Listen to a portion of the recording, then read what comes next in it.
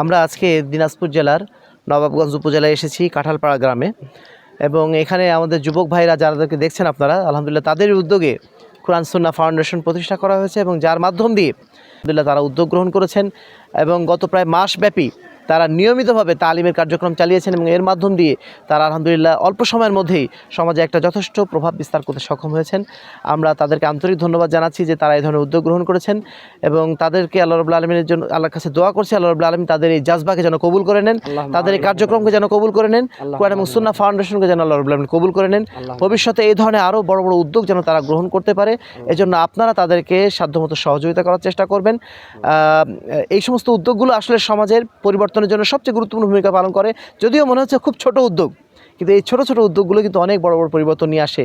আমরা শুধু স্লোগানে বিশ্বাসী, মুসলমানরা এখন এমন অবস্থা হয়েছে আমরা জ্ঞান অর্জন করতে চাই না, সঠিক জিনিসটা জানতে চাই না, শুধু স্লোগান দেওয়ার জন্য ব্যস্ত।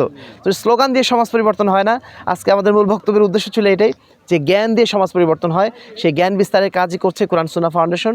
আমরা এই কোরআন সুন্নাহ ফাউন্ডেশনকে এগিয়ে নেওয়ার জন্য যার যার জায়গা থেকে ইনশাআল্লাহ এগিয়ে আসবো।